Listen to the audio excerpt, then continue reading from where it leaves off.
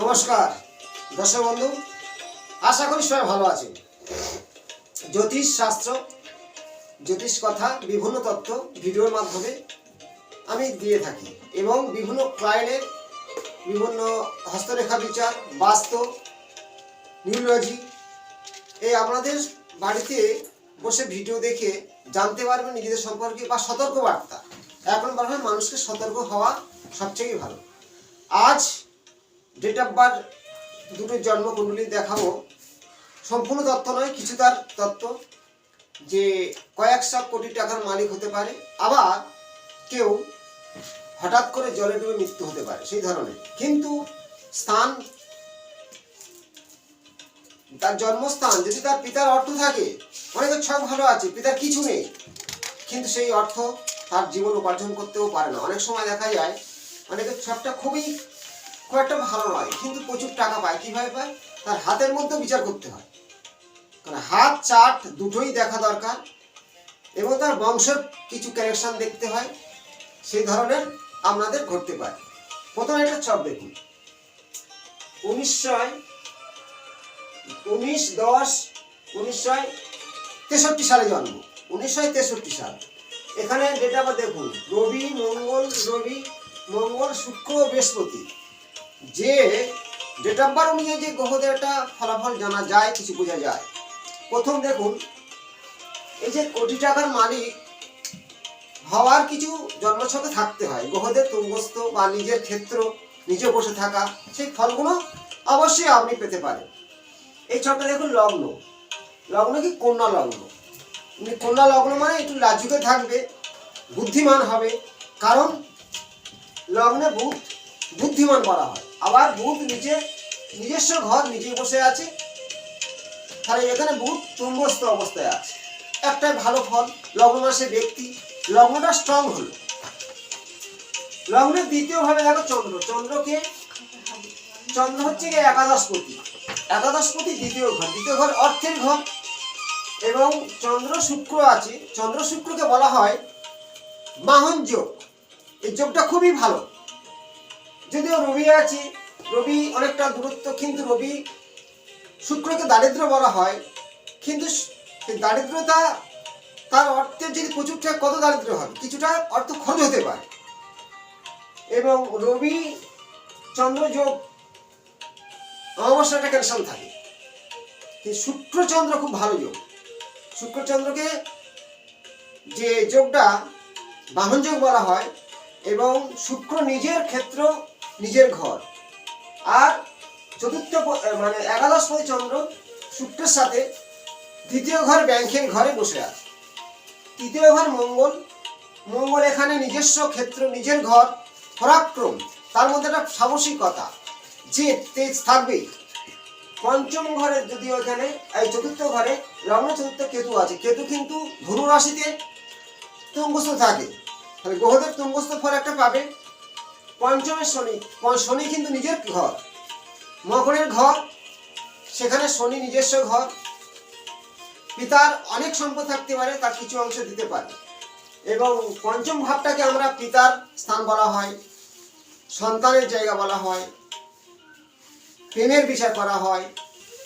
ষষ্ঠ সপ্তম ঘর, লগ্নের সপ্তমে বৃহস্পতি আছে, কিন্তু বৃহস্পতি নিজস্ব ঘর। যে যার ঘরে সেই তার ভালো চাইবে, যে আমার কিছু হোক, কিছু ভালো হোক, এই ধরনের ফলগুলো থাকতে পারে। এবারে সপ্তম, অষ্টম, নবম, দশম ঘরে যে রাহু আছে, মিথুন রাশির ঘর। রাহুর অনেক সময় বলেছি যে মিথুন রাশিতে, কুম্ভ রাশিতে এবং মকর রাশিতে, কন্যা রাশিতে, তুলা রাশিতে রাহু ভালো ফল দান করে থাকে। তেমন গ্রহদের কিছু কিছু ফল থাকে, তার ঘর অনুযায়ী তার সেই শুভ ফলটা দিয়ে থাকে। সব শুভ আছে, আর কিছু অশুভ থাকতে তো পারে। এবার অনেকের প্রশ্ন থাকে যে আমার ছকে জানবো কি করে যে প্রচুর টাকা আসবে। আমি অনেক ভিডিওর মাধ্যমে জানিয়েছি যে শুক্র তুঙ্গস্থ বা চন্দ্র তুঙ্গস্থ বা বৃহস্পতি তুঙ্গস্থ এই ধরনের থাকলে, শুভ গ্রহ কিছু তুঙ্গস্থ থাকলে সে অর্থের মালিক হতে পারে।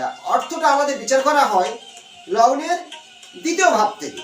এবার এই জাতকের লগ্নে যে লগ্নটা স্ট্রং হলো, লগ্নের মালিক হলো বুধ, সে নিজের ঘর, অত লগ্ন স্ট্রং, বুধ হলো বুদ্ধিদাতা।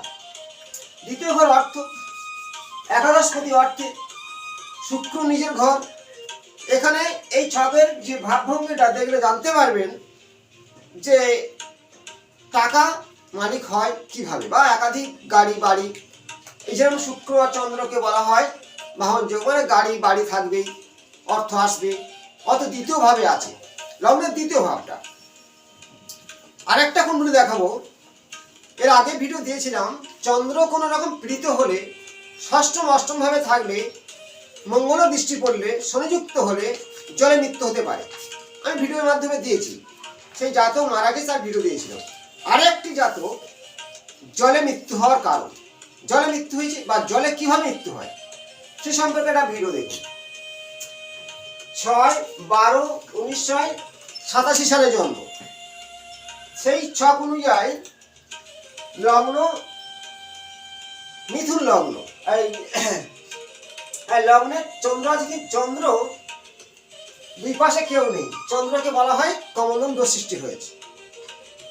কমলম দোষ থাকা মানে কি, মানসিক একটা কষ্ট দুঃখ যন্ত্রণা পেতেই পারে। লগ্ন থেকে 1 2 3 4 5 6 নম্বর ঘরটা দেখুন। 6 নম্বর ঘরতে আমরা কি বিচার করি, রোগ শোক ব্যাধি ঋণ রিপু। 6 নম্বর ঘরে লগ্নের 6 নম্বরে আছে শনি রবি ও বুধ।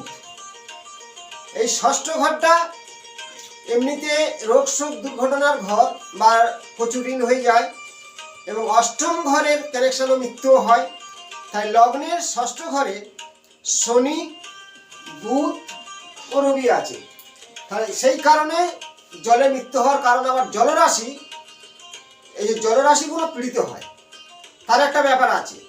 যদিও চন্দ্র যখন নেগেটিভ হবে, জলের ধারায় তার যে কোনো দুর্ঘটনা মৃত্যু হতেই পারে। ছক বিচারে কানেকশনগুলো অনেক কিছু জানার বুঝার আছে, নক্ষত্র কানেকশন দেখতে হয়, একটা ভিডিওর মাধ্যমে সম্পূর্ণ বোঝানোর সমস্যা হয়। কিন্তু মৃত্যু যে কোনো কারণে হতে পারে। মঙ্গলের দৃষ্টি 6 নম্বরে, অষ্টম ঘরে মঙ্গলের দৃষ্টি বা রাহুর দৃষ্টি পড়বে। লগ্নের অষ্টম ভাবটায় রাহুর দৃষ্টি বা শনির দৃষ্টি, সেখানে 6 নম্বর ঘরে শনি চন্দ্র থাকলেও মৃত্যু হবে। শনি বুধ, এবং এই জাতকের ক্ষেত্রে 6 নম্বর ঘরটা রবি বুধ ও শনি আছে। এই 6 নম্বর ঘরটা 8 নম্বর ঘর এবং দ্বাদশ ঘর, এই তিনটে ঘরের কানেকশন কিন্তু নেগেটিভ হলে তার দুর্ঘটনা বিপদ হতেই পারে। মানুষের মৃত্যুটা কেন হয় হঠাৎ করে, কারণটা সবচেয়ে বড় জিনিস হচ্ছে কি তার 6 8 12 ঘরটা হওয়া দেখতে হবে। এবং লগ্নপতি, এই লগ্নের লগ্নপতি যে বুধ ষষ্ঠ ঘরে বসেছে, লগ্নের ষষ্ঠপতি বুধ ষষ্ঠ ঘরে বসেছে, এবং 1 2 3 4 চতুর্থপতি হিসেবে ও লগ্নপতি হিসেবে, এবং 1 2 3 4 5 6 7 8 এই অষ্টমপতি যে শনি, এই অষ্টমের কানেকশন ষষ্ঠের আর দ্বাদশের কানেকশন, তাহলে অষ্টমপতি সে 6 নম্বরে। এই কারণগুলোর জন্যই মানুষের দুর্ঘটনা মৃত্যু হতেই পারে। কারোর ক্ষেত্রে দেখা যায় যে জলে, কারোর ক্ষেত্রে দেখা যায় দুর্ঘটনা মৃত্যু হয়, কিন্তু অষ্টম ঘরটা তার নেগেটিভ হতেই হয়। বা অষ্টমপতি ষষ্ঠ ঘরে এসছে, লগ্নপতি যুক্ত হয়ে, লগ্ন মানে সে ব্যক্তি নিজে, আর অষ্টমপতি সে ষষ্ঠ ঘরে, তার সেই মালিক নিজে, আর অষ্টম ঘরে কানেকশন। তাতে মঙ্গল দৃষ্টি পড়তে পারে, রাহু দৃষ্টি পড়তে পারে, যে কোনো ছক হোক। আমি আপনাদের এইটাই বলতে চাচ্ছি, সতর্ক হওয়ার কারণ। এর আগে অনেক সময় দেখেছি অনেক বাচ্চাদের ক্ষেত্রে জলে ডুবে মারা গেছে, কারণ চন্দ্র 6 নম্বরে আছে সংযুক্ত হয়ে, এবং সেই শনি অষ্টমপতি, চন্দ্র হচ্ছে লগ্নপতি। লগ্নপতি মানে সেই ব্যক্তি অষ্টমে থাকতে পারে, ষষ্ঠে থাকতে পারে, বা অষ্টমপতির সঙ্গে যুক্ত। মঙ্গলের দৃষ্টি, মাথায় আঘাত হয়ে জলে পড়ে মৃত্যু হয়ে যাওয়া। দুর্ঘটনা কেন হয় সেই সম্পর্কে একটা ছোট্ট করে জানালাম। এবং অর্থ আসার মূল কারণ আপনার জন্মছকে দেখবেন, হয় শুক্র বা বৃহস্পতি বা বুধ, এই তিনটে গ্রহের মধ্যে যেদিকে উঁচুস্থ হয়, তুঙ্গস্থ হয়, বা লগ্নপতি স্ট্রং হয়, দ্বিতীয় ভাব ভালো থাকে, একাদশের সঙ্গে কানেকশন থাকে, অর্থের মালিক হবে। যদি কোনো রকম লগ্নপতি পীড়িত হলো, দুর্বল হলো, একাদশ ঘর ড্যামেজ হলো, এবং শুক্র বা বৃহস্পতি বুধ এরা নিচস্থ হয়ে গেলে অর্থ আসে না বা অর্থের মালিক হওয়া যায় না। এই ভাবগুলোকে দেখতে হয়। কিছু অর্থ পাওয়ার কারণ আবার আছে, রাহু ফটকা টাকা বা হঠাৎ করে কিছু ধনী করে দেয়, রাহু যদি তুঙ্গস থাকে, কেতু তুঙ্গস অবস্থা থাকে, সেই ভাবগুলো এই ছকের মধ্যেও আছে। সেই ধরনের নিয়ে আমি আজ দুটো কুণ্ডলী নিয়ে বললাম। পরবর্তী অংশে কিছু নতুন তত্ত্ব নিয়ে আসবো। জ্যোতিষ কথার মধ্যে প্রচুর তত্ত্ব আছে, তার সাথে নিজের হাত মিলাতে হবে। যদি আয়ুরেখা দু হাতে একই লেভেলে ভাঙে, আয়ুরেখা দু হাতে একই লেভেলে ভাঙে, তাহলে আপনার সেই বয়সে দুর্ঘটনা হওয়ার প্রবল লক্ষণ আছে। এবং অনেকের হাতে আছে আয়ুরেখা, মস্তিষ্ক রেখা, হৃদয় রেখা তিনটে ভাঙা আছে পরপর দু হাতের মধ্যে। এই মৃত্যু অনিবার্য হবে যে কোনো মুহূর্তে।